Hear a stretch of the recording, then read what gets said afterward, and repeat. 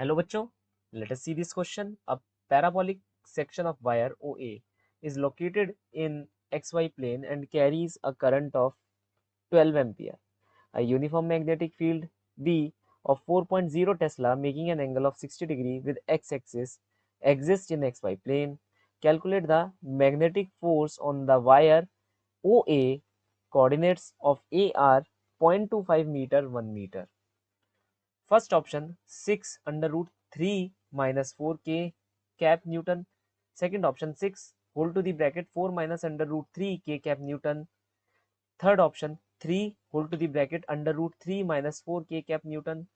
Fourth option 3 whole to the bracket 4 minus under root 3 k cap Newton. हमसे ये कहा जा रहा है कि एक मैग्नेटिक फील्ड है जो एक्स वाई प्लेन में ऐसे एग्जिस्ट कर रही है एट एन एंगल 60 डिग्री। यहाँ पर एक वायर हमने ऐसे बना दिया, इस वायर में current from O to A जा रहा है।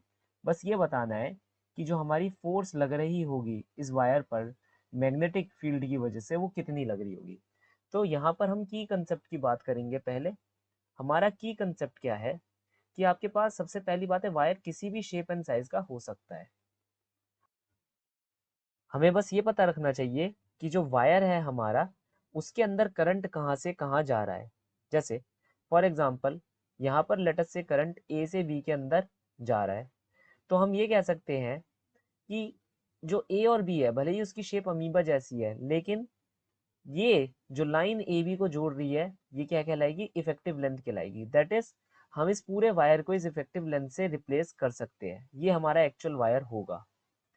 इस वायर के अंदर करंट कहाँ से कहाँ जा रहा होगा, ए से बी ही जा रहा होगा, तो हम पूरे वायर को ऐसे रिप्लेस कर सकते हैं। फिर हम क्या कहेंगे, यहाँ पर हम कहेंगे force on a current carrying wire is I L cross B, जिसके अंदर लेंथ क्या होनी चाहिए, इफेक्टिव लेंथ होनी चाहिए।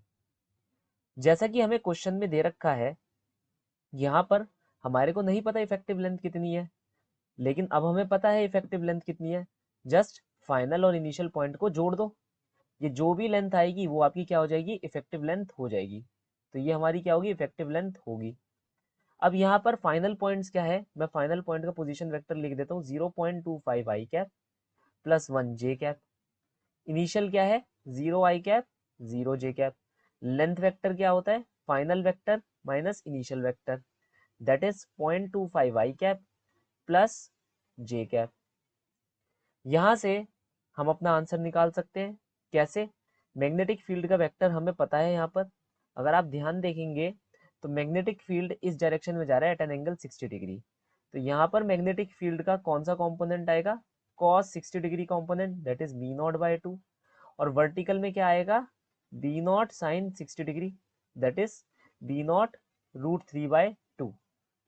ये दो कंपोनेंट हमारे पास मैग्नेटिक फील्ड के निकल कर आएंगे। अब मैग्नेटिक फील्ड का जो मैग्नीट्यूड है कितना दे रखा है, 4 टेस्ला। तो मैं यहाँ पर मैग्नेटिक फील्ड का वेक्टर लिख लेता हूँ 4/2 i cap plus 4√3/2 j cap, that is 2 i cap plus 2√3 j cap. ये हमारे पास मैग्नेटिक फील्ड का वेक्टर बन जाएगा। हमें बस इस फॉर्मूले के अंदर अपनी चीजों को सब्सटीट्यूट करते जाना है। कैसे करेंगे, करंट कितना दे रखा है, 12 एम्पियर, तो 12 मल्टीप्लाई एल वेक्टर कितना निकल कर आया, 0.25 i cap plus j cap cross product with 2 i cap plus 2√3 j cap. हम यहाँ पर इसको क्रॉस प्रोडक्ट करेंगे, i cap j cap k cap 0.25 1 0, यहाँ पर इसका z कॉम्पोनेंट नहीं है तो 0 लिखेंगे। देन इसको क्रॉस प्रोडक्ट करेंगे इसके साथ 2, देन 2√3, इसका भी कोई z कॉम्पोनेंट नहीं है, दैट इज 0। अगर हम यहाँ पर प्लस माइनस प्लस लगाएंगे, फिर हम क्रॉस प्रोडक्ट शुरू करेंगे, आई कैप, इस वाली रो और इस वाली कॉलम को हमें भूल जाना है। तो मैं कह रहा हूँ ये वाली रो भूल जाओ, ये वाला कॉलम भूल जाओ। क्या बचा, 1 2√3 0 0, इसे इससे मल्टीप्लाई करो, इसे इससे मल्टीप्लाई करो, तो 1 इंटू 0 माइनस 0 इंटू 2√3 माइनस जे कैप। माइनस जे कैप क्यों, क्योंकि माइनस है जे कैप के साथ। हमें ये रूल याद रखना है बस, प्लस माइनस प्लस का क्रॉस प्रोडक्ट करते वक्त। तो आई के साथ प्लस था तो प्लस, जे के साथ माइनस है तो माइनस, भूलना नहीं है ये रूल। जब आप जे को चूज करेंगे तो जे की कॉलम भूल जाना और इसकी रो भूल जाना। तो 0.25 मल्टीप्लाई 0 विच विल बी 0, ये इससे, देन 2 मल्टीप्लाई बाय 0, ये भी 0 आ जाएगा, तो -2 मल्टीप्लाई बाय 0 विच इज 0। तो मैं डायरेक्टली यहाँ लिख देता हूँ। देन ये सब हो गया, कौन बचा के, तो के का कॉलम भूल जाओ, के की रो भूल जाओ, ये इससे मल्टीप्लाई करो, तो प्लस के कैप के साथ क्या है प्लस, तो 0.25 मल्टीप्लाई √3 -1 × 2, 1 × 2, तो हमारे पास आंसर क्या आ जाएगा, के कैप 0.25 इंटू √3 इंटू 2, हम 2 लिखना यहाँ पर भूल गए, तो ये कितना बन जाएगा, 2 पंजे 10, 2 दूनी 4, दैट इज 0.5 √3 -2।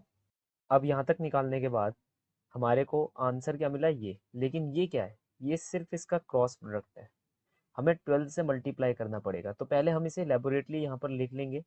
ये के कैप आया, 0.5 का मतलब क्या होता है, 1/√2, तो ये हुआ, sorry 1/2 √3 -2, that is K cap √3 -4 whole to the upon 2। और ये देखो, ये हमने क्रॉस प्रोडक्ट निकाला है इसका, ये क्रॉस प्रोडक्ट 12 से भी मल्टीप्लाई हो रहा है according to the formula F = I L × B। तो जब आप इसे 12 से मल्टीप्लाई करेंगे तो ये 2 छिंग 12 कट जाएगा, तो आपके पास आंसर क्या आएगा, 6 √3 -4 के cap, this will be your force, ये हमारे पास क्या आएगा, हमारी फोर्स आ जाएगी। तो ये कौन सा ऑप्शन है, फर्स्ट ऑप्शन है हमारा। So the correct option for the following problem is option number 1। Hope you understood it well, best of luck.